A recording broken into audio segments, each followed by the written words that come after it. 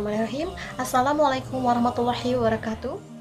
Alhamdulillahirrahmanirrahim. Wabihi nasta'in wa ala umuri dunia waddin wa ala alihi wa sahbihi ajma'in amma ba'du. Pertama-tama marilah kita panjatkan puji dan syukur kehadirat Allah Subhanahu wa taala yang mana atas rahmat dan karunia-Nya kita masih bisa diberikan kesehatan dalam ibadah puasa di bulan Ramadan. Salawat serta salam semoga tetap tercurahkan kepada Nabi besar Nabi Muhammad Sallallahu Alaihi Wasallam, kepada keluarganya, pada para sahabatnya, juga kita selaku umatnya. Semoga kita kelak mendapatkan syafaat dari beliau di akhir zaman nanti. Amin, amin ya Allah ya Rabbal Alamin. Nah, sebelumnya perkenalkan, nama Ibu Selma Fitria Rahayu. Saya mengajar di MA Al-Falahiyah sebagai guru bahasa Arab. Dalam kesempatan ini saya akan membahas sedikit tentang keutamaan itikaf di bulan Ramadan. Anak-anakku MTS dan MA Al-Falahiyah yang ibu rindukan, keutamaan itikaf di bulan Ramadan sangat besar, terlebih menjadi bagian dari upaya meraih keutamaan malam Lailatul Qadar. Apalagi dengan khusyuk untuk beribadah dan berdoa kepada Allah Subhanahu wa taala tanpa gangguan apapun. Tentunya bisa membuat kita sebagai umat muslim semakin dekat dengan Allah. Kendati termasuk amalan sunnah yang bisa dilakukan kapan saja, tetapi khususnya di bulan Ramadan, itikaf itu lebih dianjurkan, terutama di 10 malam terakhir. Keutamaannya pun sangat besar, terlebih menjadi bagian dari upaya meraih keutamaan malam Lailatul Qadar yang tadi ya. Dalam sebuah hadisnya, Rasulullah SAW bahkan menyatakan bahwa itikaf di 10 malam terakhir bagaikan beritikaf bersama beliau. Man i'tikafa ma'i falya'takifa al-ashra al-awakhir. Siapa yang ingin beritikaf bersamaku, maka beritikaflah pada 10 malam terakhir. Hadis riwayat Ibnu Hibban.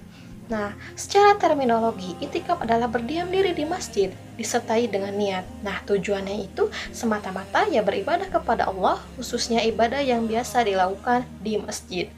Demi meraih keutamaan yang lebih besar, seseorang tentu dapat memperbanyak ragam niatnya, seperti berniat mengunjungi dan menghormati rumah Allah, di masjid maksudnya ya, berzikir dan mendekatkan diri kepadanya, bermuhasabah, mengingat pada hari akhir, juga memutus segala hal yang dapat melupakan akhirat dan sebagainya.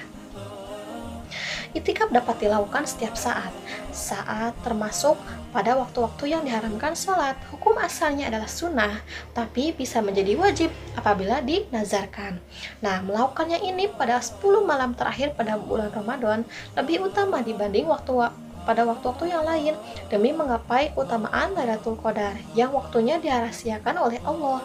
Nah, karena dirahasiakan itulah, maka siapapun harus senantiasa mengisi malam-malam Ramadan ini dengan berbagai amalia, baik wajib maupun yang sunnah, dengan tujuan ya tadi, agar tidak terlewatkan malam Lailatul Qadar. Kemudian, syarat orang yang beritikaf adalah beragama Islam, berakal sehat, dan bebas dari hadas besar. Nah, artinya tidak sah itikaf dilakukan oleh orang yang tidak memenuhi syarat tersebut. Ada satu ungkapan yang menarik yang dikatakan oleh Ibnu Qayyim rahimahullahu taala di kitab Zadul Ma'ad. Beliau mengatakan bahwasanya hakikat itikaf adalah khalwah dengan Allah Subhanahu wa taala. Khalwah di sini artinya bersepi-sepi, jika tidak ada yang mengganggu antara kita dengan Allah.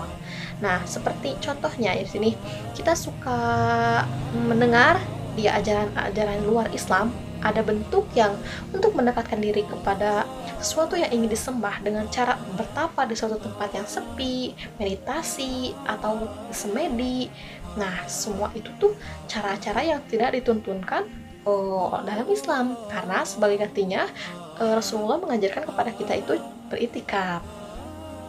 Karena fungsi pokok itikaf sebagaimana perkataan tadi Ibnu Qayyim dalam Al-Khawah, bersepi-sepi berduaan dengan Allah, maka hati setiap manusia pasti memerlukan saat-saat dimana kita ingin mengadu kepada Allah, kita ingin kondisi tertentu dimana kita ingin berdua dengan Allah. Nah, syariat yang Nabi ajarkan untuk memenuhi hal tersebut ya dengan beritikaf di 10 hari malam terakhir pada bulan Ramadan. Oleh karena itu, tujuan pokok dari itikaf adalah berdua dengan Allah Subhanahu wa taala. Maka saat itikaf kita dituntunkan memperbanyak ibadah-ibadah yang individual. Dan Rasulullah SAW menuntunkan adanya ruang khusus untuk orang yang sedang beriktikaf. Beliau punya khusus ruang, yaitu di mana? Ya di masjid, di mana beliau di sana sendirian, tidak diganggu orang dan tidak ada yang mengajak ngobrol, sehingga beliau itu bisa maksimal dalam bermunajat kepada Allah dan berdua dengan Allah.